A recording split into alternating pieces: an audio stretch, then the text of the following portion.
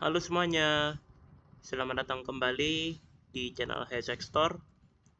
Nah, jadi di video kali ini kita akan lanjutkan kembali pembelajaran kita tentang pemrograman dasar C++ ya.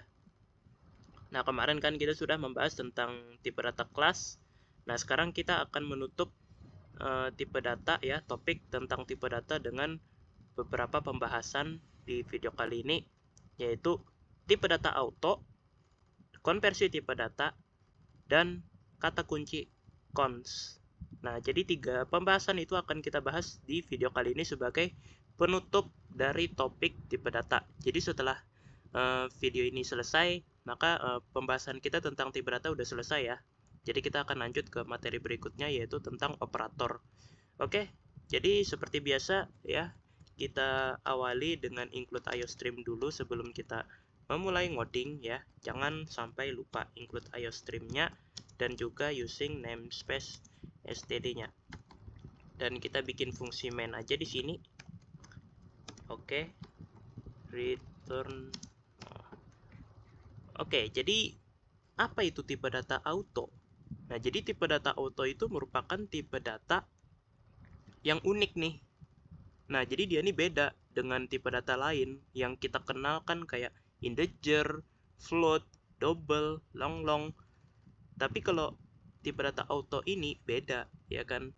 Nah, kalau misalnya tipe data yang kita kenal itu kayak integer, float, itu cuma bisa menampung nilai tertentu aja. Maka tipe data auto ini bisa menampung semua nilai, ya. Catat ya. Jadi tipe data auto ini benar-benar fleksibel banget nih, ya kan? Dia nih bisa diisi dengan angka, ya kan? Atau bisa juga diisi dengan huruf atau karakter tertentu, bisa juga, ya kan? Jadi bisa berupa bilangan bulat, bilangan pecahan, ataupun string, ya kan? Bisa, ya kan? Semuanya bisa, namanya juga auto ya. Jadi dia tuh fleksibel gitu, ya kan? Nah, gimana cara implementasinya? Nah, cara mengimplementasikannya kita tulis auto seperti ini. Jadi kita jangan tulis integer, tapi kita tulis auto. Jangan tulis string, jangan tulis float atau double, tapi tulis saja auto. Lalu setelah itu kita pengen variabel apa, ya kan? Misal kita variabel A, ya. Nah, terus kita isi variabel A ini dengan angka 5 misalnya, ya. Nah, maka secara otomatis tipe data A ini itu adalah integer. Ya antara dua sih, ya kan. Aku nggak tahu pasti ya, tipe data A ini itu antara integer atau short ya, nggak tahu ya. Karena ini angka 5 ini kan kecil ya, ya kan. Jadi apa namanya, bisa dua-duanya tuh, tipe datanya bisa short, bisa ini ya, bisa integer gitu. Tapi kalau misalnya angkanya 50.000, maka bisa dipastikan ini tipe data A ini adalah integer, bukan short ya, karena batas short itu cuma sampai 32 ribuan ya kalau nggak salah ya. Yang aku ingat tuh 32 ribuan ya kalau nggak salah, ya kan. Kalau tipe data short itu intinya kecil lah, ya kan, namanya juga short ya, pendek ya, ya kan. Nah gitu. Tapi kalau misalnya nih angkanya gede banget, ya kan, kayak gini, maka kemungkinan tipe data A nya nih long, bukan integer lagi, karena integer ini standar. Sedangkan short tadi kan pendek ya. Nah, kalau long itu panjang banget gitu, ya kan? Tuh. Namanya juga long ya, panjang ya kan? Tuh. Jadi ukurannya lebih gede, jadi kapasitasnya juga lebih gede gitu. Nah, jadi kira-kira kalian bisa ngerti nih, ya kan, kalau sebenarnya auto ini tuh kayak samaran dari tipe data tertentu. Jadi fleksibel banget nih, ya kan. Misal kita pengen ngisi dengan tipe data sih, nilai berupa string misalnya, ya. Maka tipe data dari A ini itu bukan auto sebenarnya, ya. Jadi auto ini sebenarnya cuma sekedar apa ya, perwakilan dari semua tipe data yang sudah kita pelajari, ya kan, untuk sementara waktu, ya kan, untuk sementara waktu ya. Ya kan, jadi untuk sementara waktu, ya kan, dia mewakili semua tipe data yang sudah kita pelajari, ya kan. Nah, kalau misalnya nilainya udah ketahuan, ya kan, misal nilainya berupa string, ya kan, kayak gini, ya kan, A sama dengan strings as a misalnya, ya kan. Nah, maka secara otomatis tipe data A ini itu berubah jadi string, ya. Nah, gitu ya. Jadi tipe data auto ini sebenarnya cuma perwakilan aja untuk sementara waktu selama A-nya nih belum diinisialisasikan gitu ya kan. Nah, gitu. Jadi si auto ini kayak persiapan aja lah ya kan, kira-kira nih mau diisi dengan dengan nilai apa nih? Nilai string kah? Nilai bilangan bulat kah? Ya kan. Jadi kayak siap-siap aja dulu ya kan. Kita harus menyesuaikan diri gitu, ya kan. Nanti kalau misalnya sudah ketahuan ya kan, oh ternyata diisi dengan string, ya udah aku berubah aja jadi string ya kan, kata autonya. Nah, gitu. Tapi sayangnya ya, aku nggak tahu gimana caranya mengetahui atau mencek ya tipe data pasti dari variabel A ini itu gimana ya kalau dalam bahasa C++ ya. Aku sayangnya nggak tahu pasti ya. Kalau di Python aku tahu ya kan, cara apa namanya mengetahui ya kan, tipe datanya nih integer kah, float kah gitu ya kan. Nah, aku tahu ya kan, tapi kalau di C++ aku sayangnya nggak tahu ya cara menceknya itu gimana. Jadi aku nggak tahu pasti. Misal aku inisialisasikan dengan angka 50 misalnya aku. Nah, ini aku nggak tahu nih, ini tipe data A ini integer kah atau short nih, nggak tahu ya kan, nggak tahu pasti ya kan. Jadi ya buat kalian yang tahu ya kan gimana cara ngecek tipe data dalam bahasa C++ ya kan, bisa banget share di kolom komentar ya.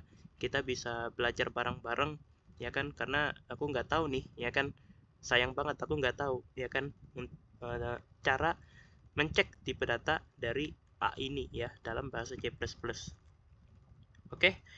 Nah, jadi nangkep ya auto apa namanya tipe data auto itu seperti apa ya kan? Intinya tipe data yang fleksibel ya kan. Tipe data yang menyesuaikan diri dengan nilai yang kita masukin atau nilai yang kita inisialisasikan.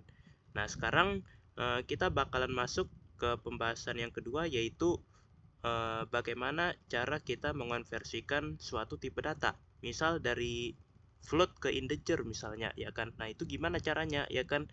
Nah, ada dua cara nih ya kan. Cara yang pertama itu cara implisit ya, atau cara yang otomatis ya kan. Nah, gitu. Jadi misal nih kita punya sebuah variabel A ya kan, tapi kita inisialisasikan dengan tipe data float. Maksudnya kita deklarasikan dengan tipe data float. Nah, artinya apa? Artinya A ini itu dirancang untuk apa? Iya, untuk menerima nilai berupa pecahan ataupun desimal kayak 5,2 atau 5,4 ya kan misalnya, atau 7,99 ya kan misalnya ya kan. Nah, gitu-gitu ya kan. Nah, jadi misal ya kita kasih contoh deh 7,5 ya misalnya di sini ya kan. Nah, terus ya kan kalau misalnya di bawahnya kita inisialisasikan deklarasikan variabel integer ya kan. Terus ternyata kita menginisialisasikannya dengan nilai A. Maka secara otomatis ya, secara otomatis nilai dari A ini itu berubah dari dari float ke integer. Nah, bagaimana prosedurnya? Prosedurnya adalah angka di belakang koma ya. Angka yang di belakang koma ini itu dihapus. Ya kan? Jadi secara otomatis nilai yang masuk ke B ini itu cuma 7. Ya, jadi ini bukan dibulatkan ya. Catat ya, jangan salah paham, ya kan? Jangan salah paham. Jadi misal nih 7,5 ya kan, itu kan kalau dibulatkan kan ya ke atas kan, ya kan. Tapi kalau ini kok bisa gitu loh jadi 7 bukan 8 gitu ya kan, karena emang bukan dibulatkan tapi dihapus ya kan, sekedar dihapus angka di belakang komanya. Jadi kalau dihapus berapa ya kan, jadi 7 ya kan, 7 aja ya kan. Nah, berarti 7 ya kan nilai B sekarang. Coba nih ya kan, kita kasih lihat nilai B-nya itu 8 atau 7 sih. Nah, kita lihat. Oke, agak lelet ya, sorry. Nah, 7 ya kan. Nah, gitu. Jadi bukan dibulatkan ya, tapi emang dihapus gitu ya kan. Nah, terus mungkin teman-teman mungkin bertanya nih ya kan, atau penasaran gimana kalau sebaliknya dari integer ke float. Nah, itu kira-kira gimana ya kan. Oke, mari kita coba ya. Kita asumsikan A nya integer dan B nya itu adalah float di sini ya. Nah, Jadi otomatis nggak mungkin ya kan A ini nilainya tuh 7,5. Jadi harus bilangan bulat 7 misalnya atau 6 deh ya kan misalnya ya kan. Nah, terus ya kan kita konversi ke tipe data float ya kan. Nah, ini 6-nya ya kan akan ditampung ke B ya kan, B yang float ya kan. Nah, itu kira-kira gimana? Jadi yang terjadi adalah nilainya tuh tetap 6 tapi ditambah titik 0. Jadi 6,0. 6,0 ya. Kalau dalam pemrograman itu bukan koma ya, tapi titik ya. Makanya aku kalau nulis koma tuh misal 6,5 itu pakai 6,5 bukan 6,5 karena koma dalam pemrograman itu pemisah antar argumen ya. Jadi beda ya fungsinya ya kan. Jadi kita pakai titik ya kan. Jadi secara otomatis nilai A ini ya kan, nilai A yang disalin ke B itu berubah dari 6 aja jadi 6,0 ya kan. Tapi sayangnya ya kan program nggak mencetak seperti itu ya kan. Program akan tetap mencetaknya dengan angka 6 aja bukan 6,0. Coba nih kita lihat nih ya. Nah kan program hanya akan mencetak 6,0 aja gitu. 6,0 jar. Maksudnya 6 aja ya kan. Tapi 6,0-nya bukan ya, nggak ditulis gitu ya kan. Maksudnya angka 0-nya tuh nggak ditulis gitu ya kan. Mungkin karena program menganggap kalau 6,0 itu ya berarti ya bilangan bulat gitu ya kan. Nah gitu. Jadi kalau pengen dianggap sebagai bilangan desimal ya berarti mesti ini ya kan, angka di belakang komanya tuh mesti jangan 0 gitu ya kan. Nah gitu, kayak 1, 2 ya kan. Nah baru ya kan dianggap sebagai desimal. Nah kurang lebih kayak gitu ya kan. Tapi yang pasti ya kan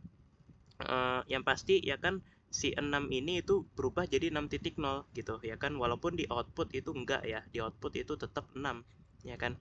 Tapi tetap aja ya kan kalau kita salin ke float itu dia jadi 6,0. Nah kurang lebih seperti itu ya. Nah terus cara yang kedua itu adalah dengan cara yang eksplisit ya. Nah ini kan yang otomatis ya kan. Nah sekarang kita pakai cara yang manual. Nah cara yang manualnya tuh gimana? Cara yang manualnya tuh kita formatnya tuh cukup kayak gini aja ya kan, dalam kurung. Nah terus kita pengen apa nih ya kan, tipe datanya ya kan pengen diubah jadi apa nih, pengen jadi float misalnya ya kan, pengen jadi float misalnya. Nah terus kita kasih nilainya berapa ya kan, 5 ya kan misalnya ya kan, 4, atau bisa juga variabel ya kan, variabel A misalnya bisa juga ya kan.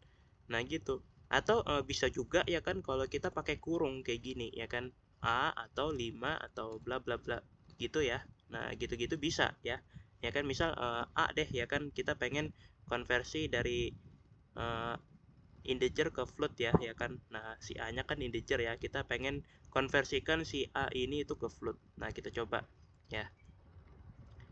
Tapi sayangnya ya seperti yang udah aku katakan ya kan, program nggak akan mencetak angka di belakang koma yang bernilai 0 ya. Nah sayangnya seperti itu. Jadi ini tetap dianggap bilangan bulat gitu ya kan. Program tetap menganggap nilainya nih nilai berupa bilangan bulat gitu ya kan. Karena komanya tuh 0 ya kan, 6,0 ya kan. Nah gitu-gitu ya kan. Atau coba pakai angka deh ya kan. Nah misal ya kan. Nah itu dianggap program itu 5 aja bilangan bulat ya kan, padahal udah diubah ke float itu harusnya 5,0 gitu atau 5,0 ya kan. Nah kayak gitu. Tapi sayangnya ya seperti yang udah aku katakan tadi ya kan, program emang nggak akan menganggap suatu bilangan itu sebagai pecahan atau desimal jika komanya angka di belakang komanya itu 0 gitu ya kan. Nah gitu ya. Nah jadi kurang lebih seperti itu saja cara mengonversi tipe data ya. Sekarang kita akan bahas ke yang terakhir ya, ke kata kunci cons ya. Kita akan memasuki ke pembahasan terakhir ya kan, tentang apa sih itu cons ya kan. Nah cons ini ya itu artinya konstan, artinya tetap ya. Nah gitu. Jadi konstan ini artinya kan tetap gitu ya kan. Nah, maksudnya tuh apa? Maksudnya ya kan kata kunci cons ya kan, jika kita pakai, maka suatu variabel itu nilainya nggak akan bisa diubah lagi sampai kapanpun ya, sampai kapanpun. Nah, jadi formatnya tuh gimana? Formatnya kita tulis cons seperti ini, terus tipe datanya ya kan, lalu variabelnya ya, terus kita inisialisasikan dengan angka 10 misalnya ya. Maka sampai kapanpun nilai dari A ini itu akan tetap 10 ya. Dia akan mutlak 10, dia nggak akan bisa diubah lagi. Misal kita maksa mengubah nih jadi A sama dengan 5 ya kan. Nah, kira-kira apa yang terjadi ya kan? Nah, nggak bisa ya kan. Nah, kita lihat ya, kalau misalnya kita maksa ya kan. Nah, error. Nah, nggak ngerti dia ya kan. Wong sudah konstan kok ya kan, ngapain diubah-ubah gitu, nggak bisa ya kan. Nah, jadi kayak gitu ya. Nah, jadi jadi ini cocok banget nih kalau misalnya kita nggak mau ya kan suatu variabel itu dipengaruhi oleh oleh beberapa operasi atau algoritma yang kita susun ya kan. Kita pakai aja cons ya kan, kata kunci cons ini ya kan, dia nggak bisa diubah ya. Bukan sepenuhnya nggak bisa diubah sih, karena ada beberapa cara ya kan, kalau kita tuh pengen memaksa nih ya kan, untuk untuk mengubah nilainya gitu ya kan, walaupun kata kuncinya itu cons gitu ya kan, ada gitu ya kan. Kalau nggak salah yang aku ingat caranya tuh pakai pointer ya kalau nggak salah, sama pakai apa lagi ya kan, lupa ya aku ya kan. Yang aku ingat cuma pakai pointer kalau nggak salah, bisa ya kan. Dan itu pun katanya juga nggak direkomendasikan gitu ya kan, nggak direkomendasikan gitu ya kan. Nah, jadi kalau misalnya nggak penting-penting amat, mending nggak usah deh ya kan. Nah, ibaratnya kayak gitu ya. Nah, jadi kurang lebih seperti itu saja terkait kata kunci cons ya. Intinya dia nggak bisa diubah ya kan. Ya bisa sih ya kan, tapi mesti pakai pointer, pakai apa lagi ya kan satunya ya kan. Cuma cara itu juga nggak direkomendasikan ya kan, seperti yang udah aku katakan barusan ya kan. Jadi kalau misalnya kita pengen nilainya berubah-ubah ya jangan jangan pakai ya kan, jangan pakai kata kunci cons ya kan, nanti bahaya ya kan. Error ya kan kayak gini. Nah ya kan, kalau kita pengen mengoperasikan variabelnya ya kan, malah error ya kan bawaannya. Nah gitu ya. Oke, jadi aku rasa cukup dulu ya pembahasan kita kali ini ya kan, dan topik kita tentang tipe data sudah selesai ya kan di video kali ini. Dan video berikutnya kita akan mulai masuk ke pembahasan tentang operator ya. Kita akan memasuki topik tentang operator, dan operator itu banyak ya kan, nanti akan kita bahas satu persatu di setiap videonya. Oke, jadi aku rasa sekian dulu ya pembahasan kita kali ini. Dan seperti biasa aku ucapkan terima kasih buat kalian semua yang sudah mau menonton video ini sampai habis ya. Oke, dan sampai jumpa lagi di video-video berikutnya. Dadah.